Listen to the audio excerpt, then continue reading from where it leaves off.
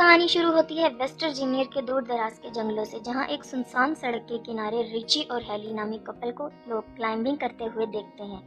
اب جیسے ہی ریچی اوپر پہنچتا ہے تو اسے اپنے سامنے گندے پانی سے بھری ہوئی ایک ندی دکھائی دیتی ہے، اور اپنی جیت کی خوشی مناتے ہوئے وہ ہیلی کو جلدی سے اوپر آنے کا اشارہ کرتا ہے۔ اب ہم ہیلی کو دیکھتے ہیں جس کا پاؤں اوپر چڑھنے کے دوران پھسل جاتا ہے اور وہ ہوا میں لٹک جاتی ہے، لیکن خود کو سنبھالتے ہوئے وہ ایک بار پھر سے چڑھنے کی کوشش کرتی ہے، جہاں اس بار وہ ریچی کو مدد کے لیے پکارتی ہے، لیکن ریچی کو سامنے نہ دیکھ کر وہ پریشان ہو جاتی ہے کہ اچانک اپنے چہرے پر خون کے کچھ قطرے گرتے دیکھ کر وہ حیران رہ جاتی ہے، اور اس کی نظر ریچی پر جاتی ہے جسے کوئی اٹھا کر نیچے پھینک دیتا ہے۔ اب اس سے پہلے وہ کچھ سمجھ پاتی کوئی اسے زوروں سے اوپر کھینچنا شروع کر دیتا ہے، لیکن وہ جلدی سے اپنی رسی کو کاٹتے ہوئے خود کو سنبھالتی ہے، پر وہ سنبھل نہیں پاتی اور نیچے گر جاتی ہے، جہاں اس کی نظر ریچی کی لاش پر پڑ جاتی ہے، جسے دیکھ کر وہ رو پڑتی ہے۔ اب اسی دوران اسے پہاڑی سے کچھ عجیب و غریب آوازیں سنائی دیتی ہیں، جسے سن کر وہ اپنی جان بچانے کے لیے اپنی گاڑی کی طرف بھاگتی ہے، لیکن تبھی اچانک اس کا پاؤں ایک نوکیلی تار میں پھنس جاتا ہے اور وہ گر جاتی ہے، اور وہ قاتل اسے کھینچ کر اپنے ساتھ لے جاتا ہے۔ اب ہماری نظر اس علاقے میں ہو رہی وارداتوں پر جاتی ہے، جہاں نیوز میں اس علاقے میں ایک کے بعد ایک گاڑی کے لاپتہ ہونے کی بات ہوتی ہے،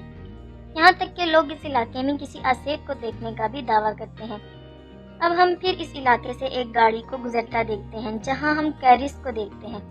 جو اپنے انٹرویو کے لیے کسی دوسری شہر جا رہا ہوتا ہے۔ اب سفر کے دوران وہ ایک ٹریفک جیم میں پھنس جاتا ہے، اور ٹریفک کو آگے بڑھتا نہ دیکھ کر وہ خود کو لیٹ ہوتا پاتا ہے۔ اب وہ گاڑی سے اتر کر اپنے آگے والے ٹرک کے پاس جاتا ہے، جہاں وہ اس کے ڈرائیور سے ٹریفک جام ہونے کی وجہ پوچھتا ہے، تو ڈرائیور اسے بتاتا ہے کہ 5 میل دور ایک کیمیکل ٹرک پلٹ گیا ہے، جس کے چلتے اس کو کئی گھنٹے وہیں گزارنے پڑیں گے۔ اور یہ سب سن کر کیرس پریشان ہوتا ہے، واپس گاڑی میں آ کر بیٹھ جاتا ہے، اور خود کو ٹریفک میں پھنستا ہوا دیکھ کر وہ اپنی گاڑی کو واپس گھماتا ہے، جہاں وہ اپنے لیٹ ہونے کی خبر اس کمپنی کو دیتا ہے، لیکن ایک پہاڑی علاقہ ہونے کی وجہ سے فون کٹ جاتا ہے۔ اب فون کی تلاش میں اس کی نظر ایک گیس اسٹیشن کے بورڈ پر پڑتی ہے، اور وہ اپنی گاڑی وہاں لے جاتا ہے۔ اب راستے میں اسے ایک کے بعد ایک لاوارث گاڑیاں نظر آتی ہیں، اور ان کے درمیان سے گزرتے ہوئے وہ گیس اسٹیشن تک پہنچتا ہے، جہاں اس کی نظر اسٹیشن کے مالک پر پڑتی ہے، جو کسی بیماری میں مبتلا لگتا ہے۔ اب وہ گاڑی سے اتر کر کمپنی والوں کو اطلاع کرنے کی کوشش کرتا ہے، لیکن فوڈ ڈیڈ ہونے کی وجہ سے وہ رابطہ نہیں کر پاتا۔ اب وہ گیس اسٹیشن کے مالک سے شہر پہنچنے کے دوسرے راستے کے بارے میں پوچھتا ہے،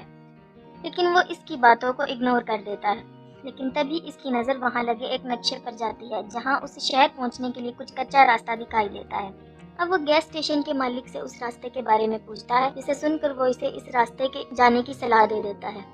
اب وہ گاڑی لے کر اس راستے کی طرف روانہ ہو جاتا ہے، جہاں وہ گھنے جنگلوں سے ہوتا ہوا ایک انٹرسیکشن تک پہنچتا ہے، جہاں اسے ایک شارٹ کٹ راستے کا بورڈ دکھائی دیتا ہے۔ اب وہ یہ سب دیکھ کر سوچ میں پڑ جاتا ہے، اور اپنی گاڑی کو اس کچے راستے کی طرف لے جاتا ہے، اور اس کی نظر ایک مرے ہوئے ہرن پر جاتی ہے، اور اسے دیکھنے کے چکر میں اس کی گاڑی سامنے کی گاڑی سے ٹکرا جاتی ہے، جس سے دونوں گاڑیوں کا بھیانک ایکسیڈنٹ ہوتا ہے، لیکن کیرس اس حادثے میں بچ جاتا ہے۔ اب اس گاڑی کے مالک شور سن کر اس کی طرف آتے ہیں، جہاں وہ اس کا حال پوچھتے ہیں۔ اب خود کو سنبھالتے ہوئے کیرس ان سے معافی مانگتا ہے اور نقصان کی رقم دینے کی بات کرتا ہے، ساتھ ہی وہ ان سے بیچ سڑک میں گاڑی کھڑی کرنے کی وجہ پوچھتا ہے، جہاں فرانسین اسے بتاتی ہے کہ سڑک پر کسی نے کنٹیلی تار بچھا رکھی تھی، جس کی وجہ سے ان کی گاڑی کا ایک ٹائر پھٹ گیا ہے۔ اب ان کی ایک سہیلی پچھلے گیس اسٹیشن پر جا کے کال کرنے کا کہتی ہے، لیکن کیرس انہیں وہاں جانے سے منع کرتا ہے،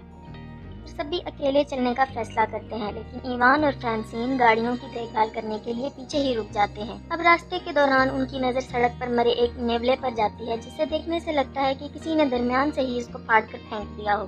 تھوڑی دور جا کر انہیں جنگلوں میں گاڑیوں کے کچھ جلتے ہوئے ٹائر دکھائی دیتے ہیں، جسے دیکھ کر اسے خطرے کا اندیشہ ہوتا ہے، اور وہ سب کو آگے بڑھتے رہنے کا کہتا ہے۔ وہیں فرانسین اور ہم ایوان کو دیکھتے ہیں، جنہیں پاس کی جھاڑیوں سے کچھ ہلچل محسوس ہوتی ہے، اور وہ اس جگہ کو دیکھتے جاتا ہے، اور فرانسین اسے وہاں نہ پا کر پریشان ہو جاتی ہے، اور اسے ڈھونڈنے اس کے پیچھے جاتی ہے، اور جہاں چلتے چلتے اس کی نظر ایوان کے ایک جوتے پر پڑتی ہے، اور وہ جیسے ہی وہ اس کے نزدیک پہنچتی ہے تو ایوان کٹا ہوا کان دکھائی دیتا ہے، اور وہ اسے دیکھ کر رونے لگ جاتی ہے کہ تبھی وہ شخص اس پر پیچھے سے حملہ کرتے ہوئے اسے موت کی گھاٹ اتار دیتا ہے۔ وہیں باقی لوگوں کو ہم روڈ کے آخر میں دیکھتے ہیں، لیکن چاروں مدد کے لیے نکل پڑتے ہیں۔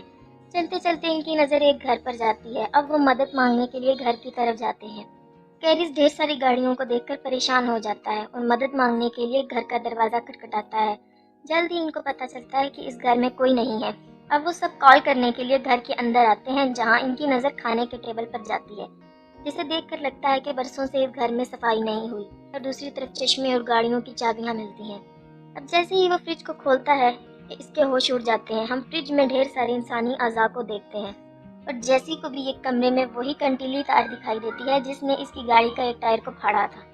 अब ये सब देखकर चारों वहाँ से भागने लगते हैं कि तभी कैरिस की नज़र खिड़की से बाहर जाती है,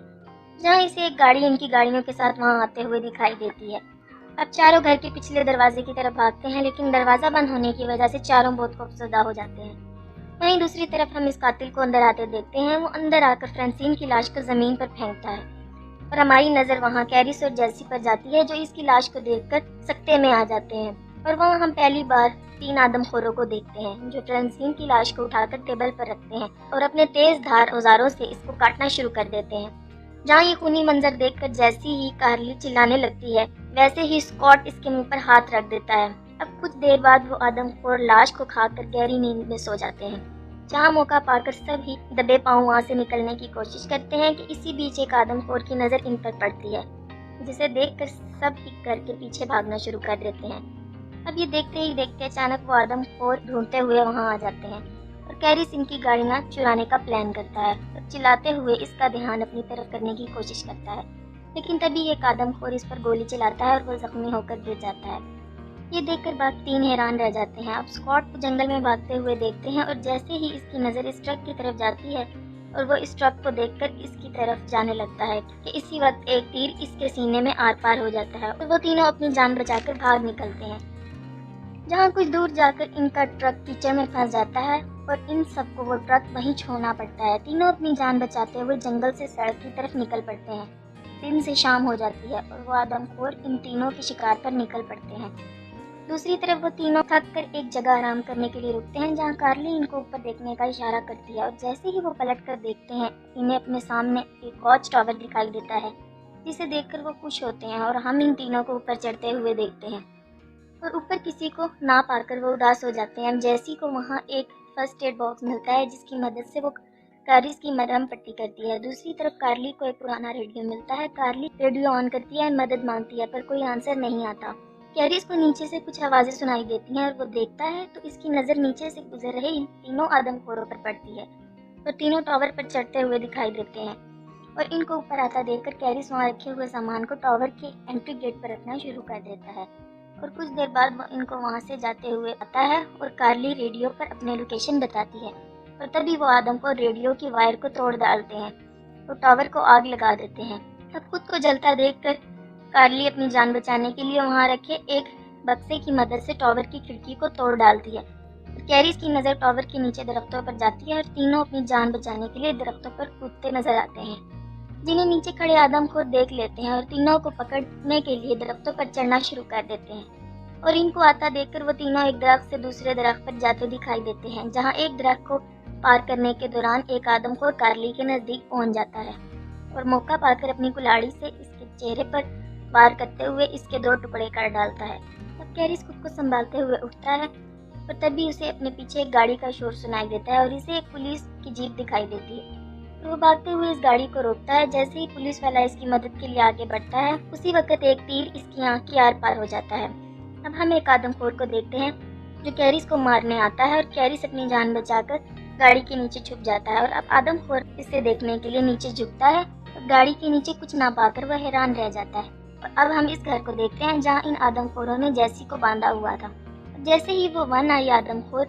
जैसी को मारने लगता है, इसे बाहर से आती गाड़ी का शोर सुनाई देता है, जिसे देखकर वन आई दरवाजे की तरफ बढ़ता है। कैरिस गाड़ी लेकर इस पर हमला करते हुए कुचल डालता है और गाड़ी से उतरते ही वो आखिरी बचे हुए वाहन को एक नुकीली तीर से हमला करते हुए इसे भी मार डालता है। कैरिस जैसी को बचाते हुए इसे खोलने लग जाता है और इसी बीच एक आदमखोर इस पर फिर से हमला कर देता है। अब कैरिस को मरता देखकर जैसी पास रखे एक तीर की मदद से इसे मार डालती है। या अब वो दोनों घर से बाहर निकलते हैं, लेकिन उसी बीच कैरिस की नज़र पुलिस की गाड़ी पर जाती है, जहां वो इसकी गाड़ी के फ्यूल बॉक्स को निशाना बनाता है, जिसके चलते वहां एक जोरदार धमाका होता है और इस घर के पर कच्चे उड़ जाते हैं। अब हम दोनों फिर से इस सड़क को देखते हैं जहाँ वो दोनों ٹرک کے ذریعے گیس اسٹیشن تک پہنچے تھے، اور ٹرک کو اپنی طرف آتا دیکھ کر اسٹیشن مالک ڈر کر دروازہ بند کر دیتا ہے اور کیرس ٹرک سے اترتا ہے اور وہاں لگے اس میپ کو اتار کر روانہ ہو جاتا ہے۔